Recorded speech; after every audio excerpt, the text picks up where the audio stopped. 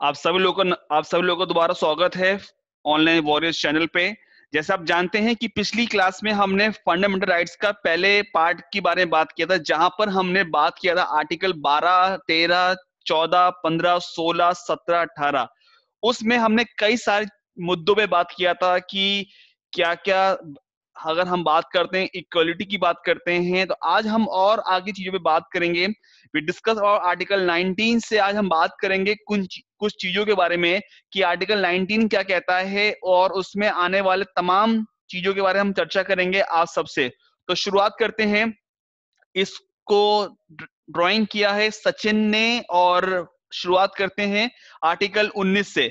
Article 19 जिसको कहा जाता है राइट टू फ्रीडम। जी हाँ, राइट टू फ्रीडम का मतलब है स्वतंत्रता कहें या मैं उसको एक आजादी का वर्ड बोलूं, जो आर्टिकल 19 से आर्टिकल 22 तक उसको रिप्रेजेंट किया गया है। आर्टिकल 19 से आर्टिकल 22 तक ये चीजें आपको दर्शाती हैं कि यहाँ पर कई सारी चीजों को दिखाया गया है।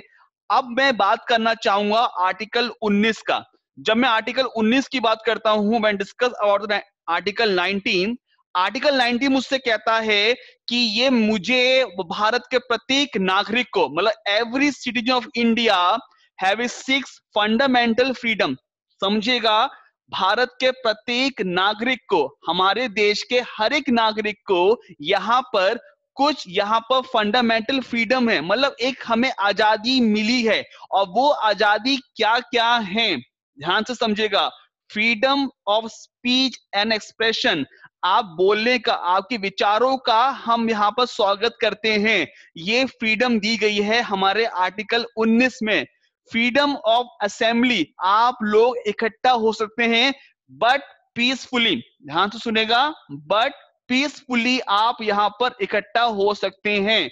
तीसरा जो कहता है वो बोलता है फ्रीडम ऑफ एसोसिएशन। जी हां, संगठन बना सकते हैं, यूनियन बना सकते हैं, इसकी भी आजादी हमें मिलती है कि हम कुछ लोग मिलके अपनी कोई संस्था बना सकते हैं, कोई एसोसिएशन बना सकते हैं, कोई यूनियन बना सकते हैं। और इसके लिए भारत सरकार ने, या फिर ये कहा जाए हमारे संविधान में कुछ संशोधन, या फिर ये कहा जाए अमेंडमेंट को लाया गया था 2012 में। 2012 में कोऑपरेटिव सोसाइटी बनाने के लिए एक एक यहां पर अमेंडमेंट पास हुआ, जो है 97 कॉन्स्टिट्यूशनल अमेंडमेंट एक्ट 2012। उसके साथ साथ आजादी में यह भी बात की गई है, फ्रीडम में हमें एक चीज और कहा गया है कि freedom of movement with in Indian territory, हम कहीं भी जा सकते हैं, कहीं भी जा सकते हैं, उसके लिए कोई मना नहीं है। लेकिन जो अगला जो पॉइंट है जहां पे लिखा गया है freedom of residence and settlement, रहना और बसना, वहां पर रहना और बसना, या फिर आप अपना रेसिडेंस बना सकते हैं। लेकिन हमारे देश के कुछ ऐसे हिस्से हैं जहां पर आम पब्लिक के लिए कुछ यहां पर बंदिशें हैं, मतलब वो शेड्यूल एरिया, कुछ ऐसे शेड्यूल एरिया हैं जिन्हें हम इनर लाइन परमिट भी बोलते हैं, जिन्हें हम कई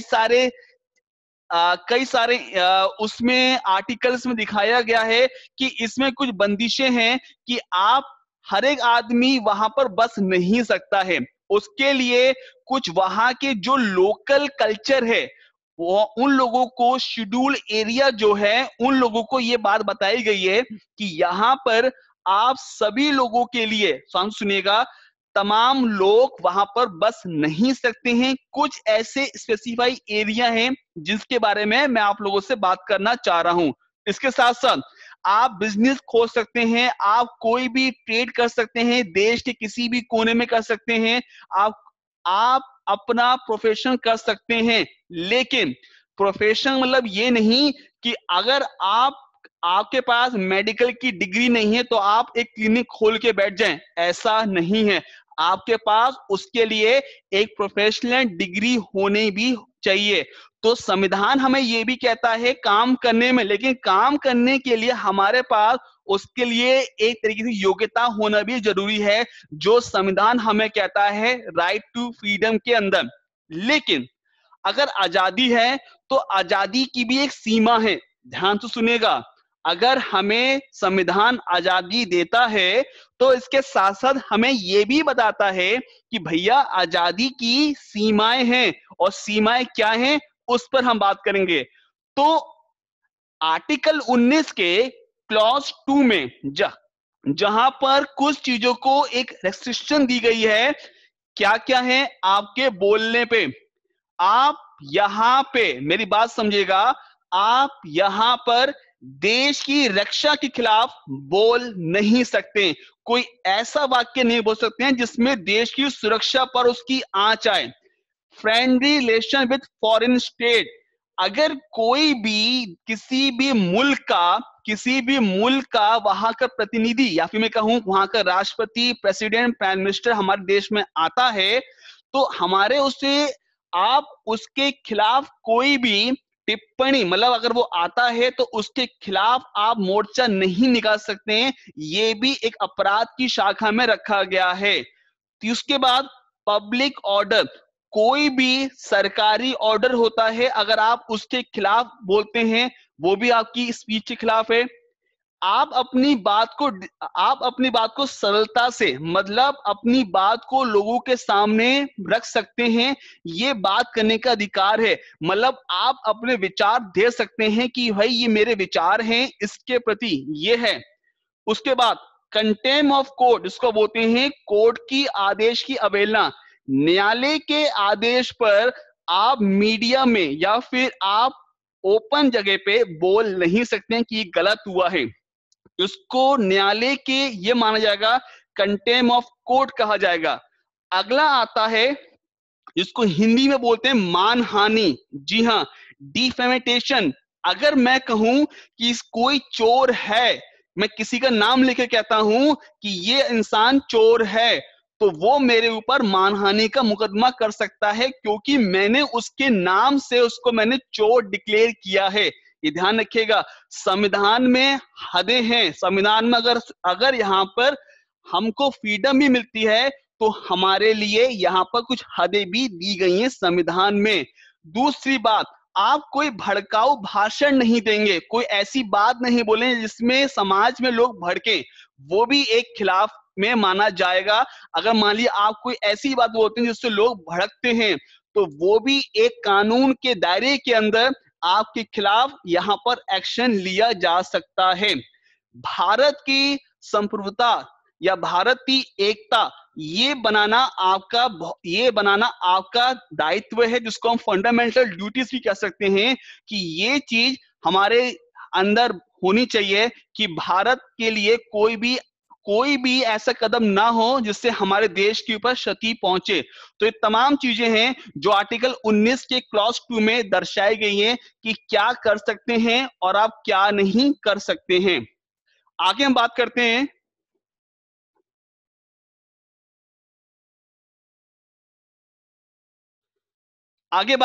राइट टू फ्रीडम में कुछ और आर्टिकल्स हैं। आर्टिकल 20 क्या कहता है? आर्टिकल 20 कहता है protection in respect of convention of offence against arbitrary and excessive punishment. अगर किसी ने जुर्म किया है तो उस जुर्म के उसकी जो उसका पनिशमेंट होगा, उसकी सीमा है। या फिर अगर कोई जुर्म करके आता है तो वो कहता है कि मैंने जुर्म किया है, लेकिन न्यायालय तभी मानेगा जब उसके लिए सबूत होंगे। ध्यान रखिएगा, अगर कोई भी कहता है कि मैंने कोई मर्डर करके आया हूं, लेकिन अगर उसके खिलाफ कोई सबूत नहीं है, मतलब इसको बोलते हैं सेल्फ इंक्रिमिनेशन के नाम से कहा जाता है, जिसमें ये कहूं कि सेल्फ इंक्रिमिनेशन, कि मैं कह रहा हूं कि मैंने मर्डर किया है, तो मैं उसको, जब तक न्यायालय में ये चीज मान नहीं जाती है कि हाँ आपने मर्डर अगर किया है, तो उसके लिए हमें सबूत इकट्ठे, जो सबूत हैं वो तमाम चीजें न्यायालय के सामने जब पेश होंगी तभी उनको यहाँ पर माना जाएगा। न्यायालय का भी एक सीमा है जिसमें एक ही जुर्म के लिए बार बार सजा उसको नहीं मिलती है, ये ध्यान रखिएगा। तो ये कुछ आर्टिकल 20 है जिसमें और साथ साथ अगर मुझे अरेस्ट किया गया है तो मैं भी अपना कानूनी हक ले सकता हूं, या फिर मुझे लीगल राइट है मुझे अपने बचाव के लिए, मैं किसी को भी वकील खड़ा कर सकता हूं। तो आर्टिकल 20 मुझे इस टाइप की आजादी देता है। आर्टिकल 21 क्या कहता है? Protection of life and personal liberty. इसको हम बोलते हैं अपनी प्रोटेक्शन, अपने जीवन यापन करने के लिए। जीवन यापन का मतलब यह है जो कानून के अंतर्गत बनाई गई है। जैसे आपने सुना होगा, आप लोगों से आधार कार्ड लिए जाते थे जिसमें एक वर्ड आता राइट टू प्राइवेसी, आपकी प्राइवेसी से छेड़छाड़ ना हो। राइट टू लाइवलीहुड, आपकी जीवन यापन करने के लिए भी एक हक दिया गया है। राइट टू लिव, जीवन जीने रहने का भी आपका एक अधिकार है। Right to free legal aid, अगर किसी के पास पैसा नहीं है तो उसको, अगर वो वकील खड़ा करने के पैसा नहीं है तो उसको सरकार उसको वकील मुहैया कराएगी। राइट टू इंफॉर्मेशन, सुना होगा आप सबने आरटीआई के बारे में। तो तमाम चीजें जो हैं, जो हमारा संविधान हमें देता है कि एक राइट है हमारा जिसको हम बोलते हैं कि लाइफ के बारे में प्रोटेक्शन, हमारी जिंदगी के ऊपर जो सुरक्षा है उसकी जिम्मेदारी भी हमारा आर्टिकल 21 में बताई गई है। चाहे वो आपका आरटीआई हो, ध्यान से सुनेगा, क्वेश्चन पूछे जा सकता है कि आरटीआई किस आर्टिकल के अंदर आपका लाया गया है, तो वो है आर्टिकल 21 के अंदर रखा गया है तमाम चीजें। इसके साथ साथ संविधान में एक संशोधन हुआ था जिसको कहा गया है 86 कॉन्स्टिट्यूशनल अमेंडमेंट एक्ट 2002, जिसको आर्टिकल 21 ए के अंदर, मैं फिर कह रहा हूं, आर्टिकल 21 ए के अंदर जोड़ा गया है कि सभी को शिक्षा का अधिकार है। हमारे देश में तमाम लोगों को शिक्षा का अधिकार है। उसी लिए सरकारों ने गांव गांव में स्कूल खोले हैं। अगर किसी गांव में स्कूल नहीं है तो कोई भी पीआईएल के बेसिस पर अपनी याचिका दाखिल कर सकता है, रिट दाखिल कर सकता है कि मेरे यहाँ पर स्कूल नहीं है, क्योंकि अब ये मेरा संवैधानिक हक बन गया है मुझे शिक्षा लेने का। तो शिक्षा देने का भी सरकार का हक है, सरकार को शिक्षा देना पड़ेगा, लेकिन ओनली फॉर द, ध्यान सुनिएगा, एलिमेंट्री एजुकेशन। जहां बात आती है एलिमेंट्री एजुकेशन की बात आती है, सिर्फ उन्हीं के लिए दर्शाया गया है जिसको फंडामेंटल राइट से हमने ऐड किया है। Right of children of free compulsory education RT act 2002 के अंदर में दर्शाया गया है इस कानून के अंदर। ये 2009 है, इसको सही कर लीजिएगा।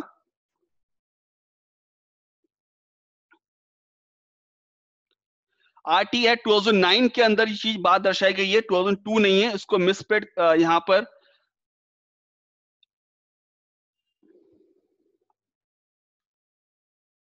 2009 है जिसमें आरटी एक्ट के बारे में यहां पर दर्शाया गया है। अब हम बात करेंगे आर्टिकल 22। आर्टिकल 22 क्या कहता है? आर्टिकल 22 कहता है कि अगर कानून के तहत अगर हमें गिरफ्तार किया जाता है, समझे बात को, कानून के तहत अगर मुझे गिरफ्तार किया जाता है तो उस गिरफ्तार करने के दो पहलू हैं। एक है पुनिटिव डिटेंशन और एक है प्रिवेंटिव डिटेंशन। दो पहलू आपके सामने आ रहे हैं। पुनिटिव डिटेंशन क्या होता है और प्रिवेंटिव डिटेंशन क्या होता है? अगर मैं इसकी चर्चा करूं, पुनिटिव है पनिशमेंट। पुनिटिव को शब्द को समझेगा, पनिशमेंट, कि आपको यहां पर कोर्ट ने, न्यायालय ने कि आपको कहा कि भाई आपने ये जुर्म किया है, इसके लिए हम आपको ये पनिशमेंट दे रहे हैं। तो ये तो होता है कि न्यायालय द्वारा दिया गया एक मुझे पनिशमेंट दिया गया। प्रिवेंटिव क्या होता है? आपने देखा होगा कुछ लोगों को, कोई त्योहार आते हैं, कोई फेस्टिवल आते हैं, तो उन लोगों को पहले से पुलिस अरेस्ट कर लेती है। ध्यान से सुनेगा, उन लोगों को पहले से पुलिस अरेस्ट कर लेती है। अगर पुलिस डिटेंशन में रखती है उसको, मैक्सिमम मान लीजिए कि कोई त्योहार आ रहा है और उनपे अपराध है कि हो सकता है कि उस इलाकों में पीसफुलनेस बिगड़ जाए, ये लोग ऐसे लोग हैं जो पीसफुलनेस बिगाड़ सकते हैं, तो वहां का जो भी वहां का ऑफिसर है या जो कि वहां के पुलिस स्टेशन पे उसके नाम से कुछ एफआईआर रजिस्टर्ड हैं, तो उसको पहले से वो अरेस्ट कर सकते हैं प्रिवेंटिव डिटेंशन में, कि उस पर शक है, हो सकता है कल कोई कुछ माहौल बिगाड़ दे। तो इसमें भी सीमा है, इसमें ये नहीं है कि आप हमेशा के रखेंगे, कि सीमा है 3 महीने तक। 3 महीने तक आप उसको हिरासत में भेज सकते हैं। ये एक कानून आर्टिकल 22 में है और ये सिर्फ और सिर्फ भारत में ही लागू और किसी भी देश में लागू नहीं है, सिर्फ भारत में ही है जहां पर प्रिवेंटिव डिटेंशन है, जिसमें वो आपको बिना किसी भी उसको अपराध ये मांग के कि आप कोई भी शांति भंग कर सकते हैं तो वो आपको अरेस्ट कर सकता है। आर्टिकल 22 ये भी कहता है हमारे इसके अंतर्गत। आगे बात करते हैं, तो आगे जो हमारा आने वाला है,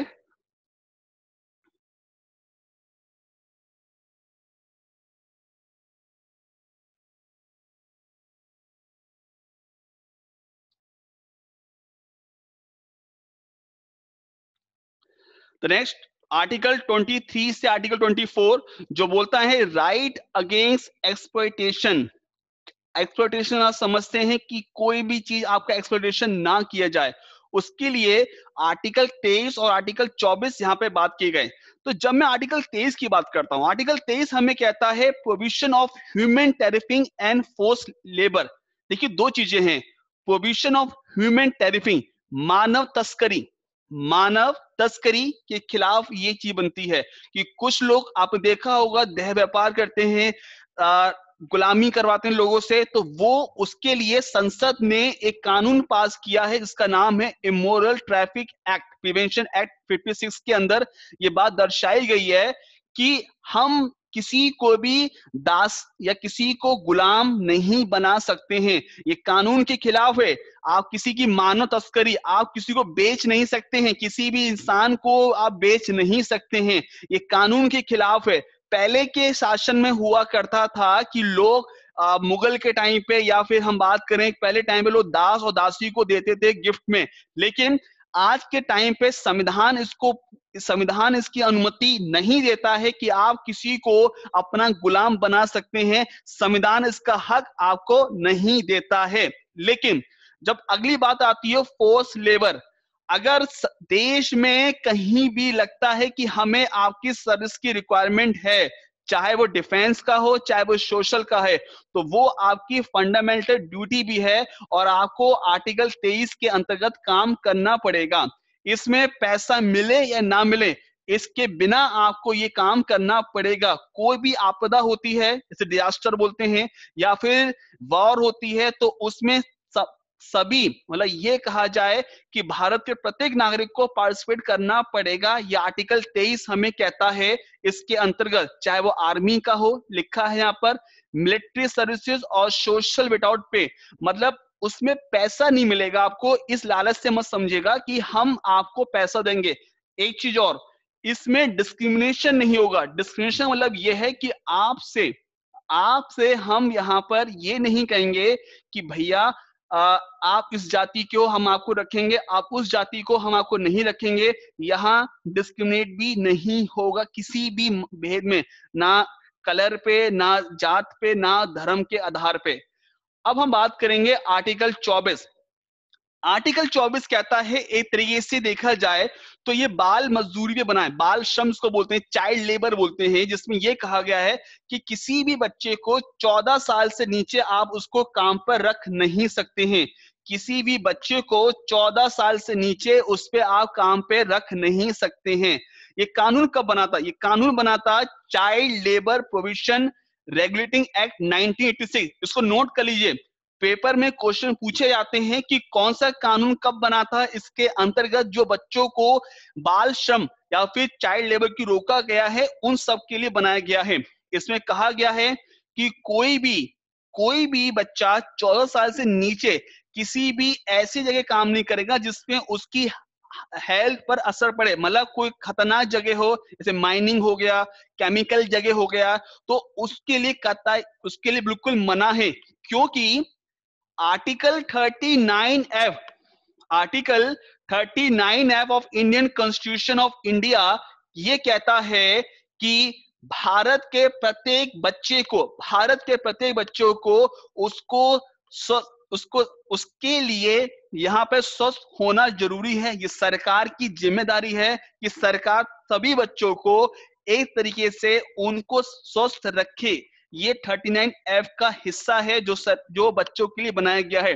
बाद में इन्हीं बच्चों के लिए commission of protection child right act जी हाँ, बच्चों के हक के लिए, बच्चों के लिए हक के लिए 2005 में ये कानून, एक कमीशन बनाया गया है ताकि इसमें बच्चों का जो हक है, जो बच्चों का हक है उसको बना के रखा जाए। ये तमाम चीजें हैं आप सभी के सामने। आगे हम बात करना चाहेंगे जो है right to freedom of religion. Freedom of religion, धर्म की बात करते हैं, धर्म के अंदर स्वतंत्रता। तो यहां पर कुछ आर्टिकल हैं, आर्टिकल 25 से आर्टिकल 28 तक। जब मैं आर्टिकल 25 की बात करता हूं तो उसमें यह कहा जाता है कि आप अपने धर्म का प्रचार कर सकते हैं, आप अपने धर्म के बारे में लोगों को बता सकते हैं। उसके लिए आजादी हमारा आर्टिकल 25 देता है कि आप यहां पर लोगों को अपने धर्म के बारे में विचार रख सकते हैं, बट कन्वर्जन नहीं होना चाहिए। जबरदस्ती कन्वर्जन आप नहीं करवाएंगे। आर्टिकल 25 ये भी देखता है कि मान लीजिए कि कोई भी धर्म अपना अपना प्रचार करना चाहता है, चाहे वो हिंदू हो, चाहे मुस्लिम हो, सिख हो, ईसाई हो, लेकिन कन्वर्जन के लिए आप उसको जबरन नहीं कर सकते हैं। संविधान इसकी अनुमति मुझे नहीं देता है। अगला जो कहना चाह रहा हूं वो ये है, freedom to manage the religious affair. आप अपने लिए, अपने धर्म के लिए यहां पर कुछ चैरिटेबल इंस्टीट्यूट खोल सकते हैं। बड़े बड़े मंदिरों ने चैरिटेबल इंस्टीट्यूट खोल रखा है, इसके लिए अनुमति मिलती है आर्टिकल 26 में। मिशनरी स्कूल सुना होगा, मिशन सुना होगा आप लोगों ने, श्री आपने SGPC सुना होगा। तो श्रीमोरी जो भी है आपका यहाँ पर, तो जो हर तरीके के जितने भी हमारे यहाँ पर संविधान में हक दिया गया है कि तमाम धर्म अपने लिए चैरिटेबल ट्रस्ट खोल सकते हैं, ये उनको अनुमति देता है। संस्थाएं खोल सकता है अपने धर्म प्रचार के लिए, ये उनको अनुमति देता है। मतलब आर्टिकल 25 देता है राइट ऑफ इंडिविजुअल और आर्टिकल 26 देता है रिलीजियस डिनोमिनेशन के बारे में बताने के लिए यहाँ पर चर्चा की गई है। 27 क्या कहता है कि किसी भी धर्म पे, आपने हिस्ट्री में सुना होगा, हिस्ट्री में अगर आपने सुना होगा जजिया टैक्स के बारे में, आपने सुना होगा कई सारे टैक्स लगते थे मुगल शासक के टाइम पे। तो अगर मैं उसकी मैं आप लोगों से चर्चा करूं कि यहां पर आर्टिकल 27 ये कहता है provision tax on religious ground. आप किसी धर्म से आप टैक्स नहीं ले सकते, किसी धर्म से आप टैक्स नहीं ले सकते हैं, इसके लिए कतई मना है कि आप कोई यात्रा करवाते हैं उसकी टैक्स ली जाए, वो आपके लिए साफ मना है। लेकिन आप किसी चीज को मेंटेनेंस करना चाहें, मेंटेनेंस का मतलब यह है, जैसा हमने सुना होगा कुंभ के मेले लगते हैं, दरगाह अजमेर शरीफ होता है, तो उसकी फीस आप ले सकते हैं, फीस के लिए आपको लिए एलिजिबल है। टैक्स आप नहीं लगा सकते हैं, आप तीर्थ यात्री पे कोई भी टैक्स नहीं लगा सकते हैं। संविधान इसकी आपको, संविधान इसकी यहाँ को परमिशन नहीं देता है कि आप टैक्स नहीं लगा सकते हैं, लेकिन उस पर फीस आप यहाँ पर ले सकते हैं। उसके बाद है freedom to attend religious ceremony in certain education institution not in voluntary basis. कि संविधान हमें कहता है कि किसी भी धार्मिक के अंदर कि मैं जा सकता हूं, उसके लिए मुझे कतई मना नहीं है। मैं किसी स्कूल में जा सकता हूं, मान लीजिए मैं, अगर मैं, मेरा धर्म जो है वो हिंदू है और मैं चाहता हूं मैं बाइबल पढ़ूं, तो उसके लिए संविधान मुझे कोई भी धर्म को मुझे मना नहीं करेगा, मैं पढ़ सकता हूं, ये मेरी आजादी है। लेकिन ये स्वैच्छिक ये अपनी इच्छा पे डिपेंड करती है, ये आप किसी से जबरन नहीं करा सकते हैं इसके अंतर्गत। अगला जो आने वाला है आर्टिकल, थोड़े 2 आर्टिकल रह गए हैं, फिर हम बात करेंगे आगे। कल्चर एंड एजुकेशन राइट के बारे में। कल्चर एजुकेशन राइट क्या कहता है? ये कहता है कि संविधान के अंदर, संविधान के अंदर any section of the citizen residing any part of India having distinct language. हमारे संविधान में किसी भी नागरिक को अपनी भाषा, अपने संस्कृति रखने का उसका पूरा हक है, वो अपने संस्कृति को बचा कर रख सकता है। जैसे मैं कहूं कि लद्दाख में अगर स्कूल खुला है, तो अगर वहां पे उर्दू भाषा का बच्चा पढ़ना चाहता है स्कूल के अंदर, तो आप उसको मना नहीं कर सकते। दूसरी बात, no citizen shall be denied to get admission in any education institution.